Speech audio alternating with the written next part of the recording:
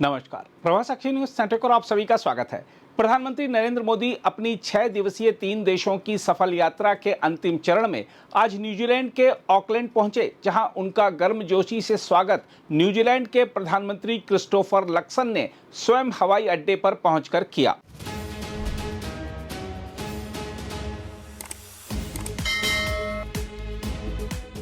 4 दशक बाद किसी भारतीय प्रधानमंत्री की यह पहली न्यूजीलैंड यात्रा इतिहास के पन्नों में दर्ज होने जा रही है, क्योंकि यह भारत और न्यूजीलैंड के बीच तेजी से बदलते सामरिक, आर्थिक, सांस्कृतिक और जनसंपर्क आधारित संबंधों को नई ऊंचाई देने वाला महत्वपूर्ण अवसर भी है। प्रधानमंत्री मोदी की यह यात्रा ऐसे समय हो रही है जब मार्च 2025 में प्रधानमंत्री क्रिस्टोफर लक्सन की भारत यात्रा से दोनों देशों के संबंधों में नई ऊर्जा आई थी।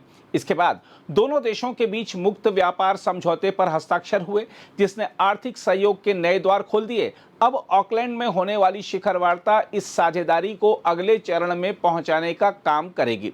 दोनों नेता व्यापार, निवेश, रक्षा, समुद्री सुरक्षा, वाणिज्य, प्रौद्योगिकी तथा रणनीतिक सहयोग सहित द्विपक्षीय संबंधों के हर पहलू पर व्यापक चर्चा करेंगे। प्रधानमंत्री मोदी ने न्यूजीलैंड रवाना होने से पहले स्पष्ट किया था कि यह यात्रा भारत की पूर्व की ओर सक्रिय नीति को और मजबूत करेगी तथा महासागर दृष्टि को नई गति देगी। इससे स्पष्ट है कि भारत अब केवल द्विपक्षीय संबंधों तक सीमित नहीं है, बल्कि वह हिंद प्रशांत क्षेत्र में स्वतंत्र, खुला और समावेशी व्यवस्था स्थापित करने की दिशा में अपने विश्वसनीय साझेदारों के साथ मिलकर आगे बढ़ रहा है। इस यात्रा का सामरिक महत्व अत्यंत व्यापक है। न्यूजीलैंड भले ही आकार में छोटा देश हो, लेकिन हिंद प्रशांत क्षेत्र में उसकी रणनीतिक स्थिति बेहद महत्वपूर्ण है। समुद्री सुरक्षा, आपूर्ति श्रृंखला, समुद्री संसाधनों की रक्षा और क्षेत्रीय स्थिरता जैसे विषय आज वैश्विक राजनीति के केंद्र में हैं। ऐसे समय में भारत और न्यूजीलैंड का निकट आना पूरे क्षेत्र में शक्ति संतुलन और सहयोग की नई संभावनाएं पैदा करता है। पिछले 2 वर्षों में रक्षा और समुद्री सहयोग में हुई प्रगति की समीक्षा भी इस यात्रा का महत्वपूर्ण हिस्सा होगी। गुजरात के लोथल में विकसित हो रहे राष्ट्रीय समुद्री विरासत परिसर में न्यूजीलैंड की भागीदारी पर भी चर्चा दोनों देशों के बढ़ते विश्वास का प्रमाण है। हम आपको बता दें कि प्रधानमंत्री मोदी इंडोनेशिया और ऑस्ट्रेलिया की सफल यात्रा पूरी कर न्यूजीलैंड पहुंचे हैं। इंडोनेशिया में महत्वपूर्ण खनिज, समुद्री सुरक्षा और अन्य रणनीतिक क्षेत्रों सहित 14 समझौतों पर हस्ताक्षर हुए, जबकि ऑस्ट्रेलिया में तीसरे वार्षिक शिखर सम्मेलन के दौरान दोनों देशों ने व्यापक रणनीतिक साझेदारी को और मजबूत किया। नागरिक परमाणु ऊर्जा समझौता तथा समुद्री रक्षा सहयोग इस यात्रा की प्रमुख उपलब्धियां रहे।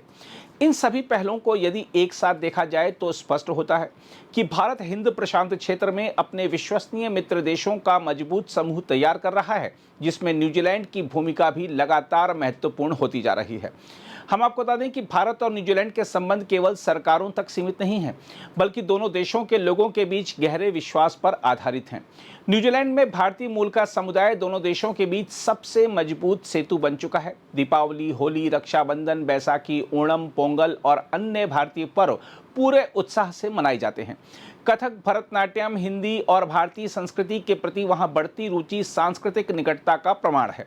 प्रधानमंत्री मोदी अपने प्रवास के दौरान भारतीय समुदाय को भी संबोधित करेंगे, इसलिए भारतीयों में इस ऐतिहासिक यात्रा को लेकर अभूतपूर्व उत्साह दिखाई दे रहा है। अनेक सांस्कृतिक दल विशेष प्रस्तुतियों की तैयारी कर चुके हैं और भारतीय मूल के लोग इसे अपने सम्मान और पहचान से जुड़ा ऐतिहासिक क्षण मान रहे हैं। साथ ही खेल भी दोनों देशों की मित्रता का मजबूत आधार है। वर्ष 2026 में भारत और न्यूजीलैंड अपने खेल संबंधों के 100 वर्ष पूरे होने का उत्सव मना रहे हैं।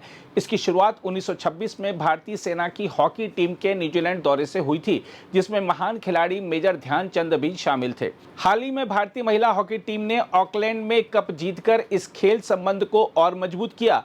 दोनों देशों ने खेल सहयोग को नई दिशा देने के लिए अपडेटेड सहयोग समझौता भी किया है। साथ ही क्रिकेट, हॉकी और पर्वतारोहण जैसे क्षेत्रों में दशकों पुरानी साझेदारी आज भी दोनों देशों को मजबूती से जोड़ रही है। प्रधानमंत्री मोदी इस यात्रा के दौरान उद्योग जगत और खेल जगत की प्रमुख हस्तियों से भी मुलाकात करेंगे। इससे निवेश, नवाचार, कृषि, शिक्षा, प्रौद्योगिकी और उद्यमिता के क्षेत्रों में नए अवसर पैदा होंगे। मुक्त व्यापार समझौते यानी FTA के प्रभावी क्रियान्वयन से भारतीय निर्यात, कृषि उत्पाद, सेवा क्षेत्र और निवेश को बड़ा लाभ मिलने की संभावना है। साथ ही भारतीय युवाओं, विद्यार्थियों और पेशेवरों के लिए भी नए अवसर खुलेंगे। बहरहाल प्रधानमंत्री नरेंद्र मोदी की यह यात्रा एक बार फिर यह सिद्ध करती है कि भारत आज आत्मविश्वास के साथ विश्व मंच पर अपनी भूमिका का विस्तार कर रहा है। उनकी सक्रिय, संतुलित और दूरदर्शी विदेश नीति ने भारत को वैश्विक नेतृत्व के केंद्र में स्थापित किया है। मित्र देशों के साथ भरोसेमंद संबंध, सामरिक संतुलन, आर्थिक साझेदारी और सांस्कृतिक जुड़ाव को समान महत्व देकर प्रधानमंत्री मोदी ने भारत की कूटनीति को नई पहचान दी है। न्यूजीलैंड की यह ऐतिहासिक यात्रा न केवल दोनों देशों के संबंधों को नई दिशा देगी, बल्कि हिंद प्रशांत क्षेत्र में भारत की बढ़ती भूमिका और विश्व समुदाय में उसके मजबूत नेतृत्व को भी और अधिक प्रतिष्ठा प्रदान करेगी।